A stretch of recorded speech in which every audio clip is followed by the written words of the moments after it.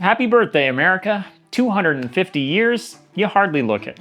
For sure, we should celebrate by lighting fireworks and having barbecues, but a milestone birthday like this is a great time to check in on the American experiment.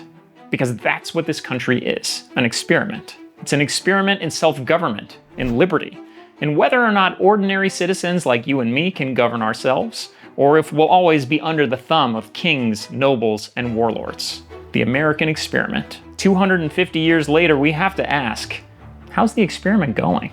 In a lot of ways, unbelievably well. The founders would be stunned at what this country has become.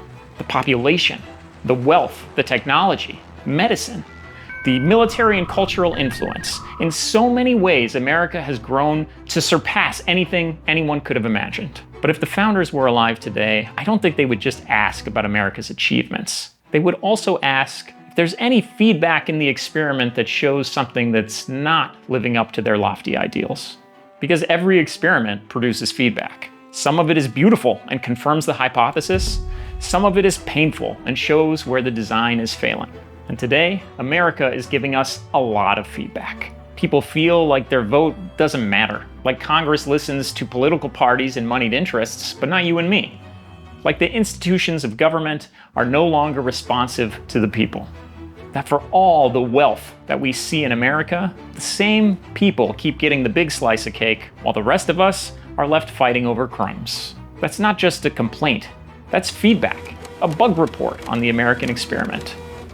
But feedback is worthless if we won't act on it. Our founders weren't just patriots. They were political innovators. They studied history, argued about human nature, built institutions and analyzed their strengths and weaknesses, and ultimately took a gamble on a new form of government. There wasn't a playbook for a republic like ours. The founders had to rely on the evidence that they had and make their best bet. 250 years later, that bet is still alive. But keeping it alive requires the same spirit that created this country. That's the spirit of this channel. It's not nostalgia for a better past, and it's not doom and gloom at some terrifying future. It's about political innovation today. Real, practical, actionable ways that we can iterate on our government and improve it for everybody.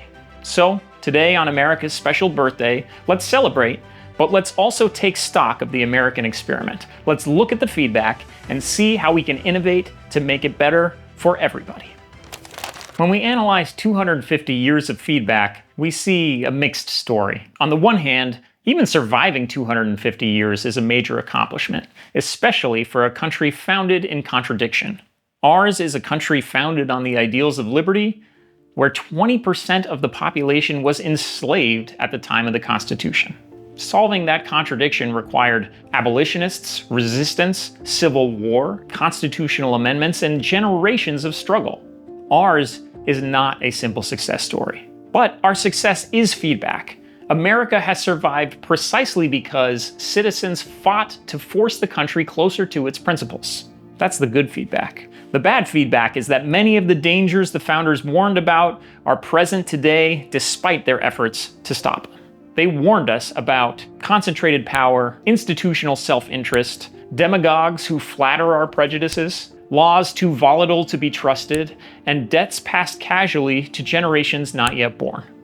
In today's America, power keeps concentrating, the people are divided into Team Red versus Team Blue, and the powerful put their own interests above the public good. The hope was that separation of powers would force different factions to compete and cancel out each other's interests, allowing the public good to prevail. But the feedback shows that this didn't go far enough. Time and again, the powerful have found ways around the checks and balances to put themselves and their interests above the public good. So now we have our feedback, good and bad. What do we do with it? In most industries, design is considered an iterative process. Build, test, collect feedback, see what is working and what isn't, redesign, and start the whole process over again. That's iteration. Our first computers were the size of entire buildings with teams dedicated to performing the simplest calculations. No one expected us to get it perfect on the first try, so they kept improving it. The question I ask on behalf of our founders, why don't we treat our government that way? Those who seek to abuse power never rest. The only way to defeat them is to fight them. When they exploit us, we see how they did it, we patch it, and we make sure it doesn't happen again. That's what political innovation is, a continuing iterative process to improve the functioning of our government and to bring it in line with our principles. That's what this channel is dedicated to. Real, practical ideas that are achievable and that every American can get behind. And to show you what that looks like, we don't need to start with a textbook. We can start with a birthday cake. For America's birthday, I got us all a cake. So hold tight while I cut a slice for everybody. First up, we have Gabe, my producer. You earned this, buddy. Thank you. All right, next up, we have Dre, my creative director. Dre, thank you, man. I couldn't have done this without you. You look like a guy who would enjoy a nice corner piece as well. Okay, with that out of the way, I can get to the regular Americans. I got my list right here. Let's see who's first. Looks like Steve is first. Gabe, Steve's not on my team. Do I have to give him cake? I do? All right, well, Steve, you're getting some cake, don't worry. Gabe says I have to give Steve some cake, well.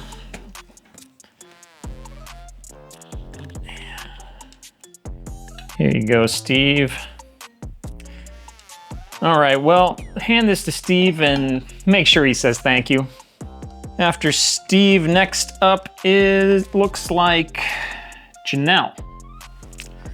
Well, she is on my team, so let's get her a nice big slice, shall we? We're good. All right, Janelle, there you go. Thanks for being on my team. The uncomfortable truth is that Congress works similarly to this little cake performance here.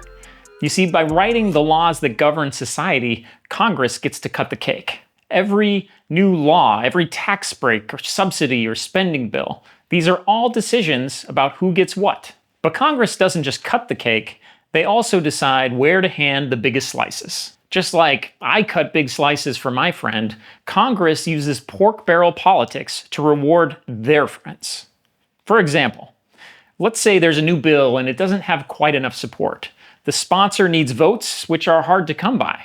So they need to convince another representative to vote for their bill. One of the easiest ways to do that is to make sure that representative is going to get something out of it. Make sure that that person's donors, their politically connected friends, their local power brokers, are getting something out of the bill and in turn will tell their representative to support it. That's pork barrel politics, hiding rewards inside legislation to make sure that important people get what they want so they vote in favor of a bill. The problem here isn't the pork itself. Sometimes these projects are good. The problem is the incentive. Because when the people who cut the cake get to hand out the slices, they have every incentive to cut in favor of their friends. But it doesn't have to be that way.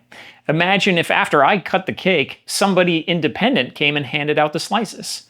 Now my incentives would be totally different. Why would I cut a giant piece for my friend if there's no guarantee that they'll actually get it? That is the core idea. If we don't want insiders to benefit from the way the cake is cut, we separate the power of cutting the cake from the power of handing out the slices. If we don't want insiders to benefit from laws, we need to separate the power of writing law from the final power to approve it. Congress would still do everything it was designed to do. The only difference is that the final vote for new legislation wouldn't automatically belong to the same political class who wrote the bill. Instead, they would present the new legislation to independent citizen councils who could decide for themselves if they think the bill should pass or if Congress should try again. This idea is not as radical as it might seem. It's really just an extension of the founders' strategy of separation of powers. Our founders knew how much of a threat concentrated power was to a republic.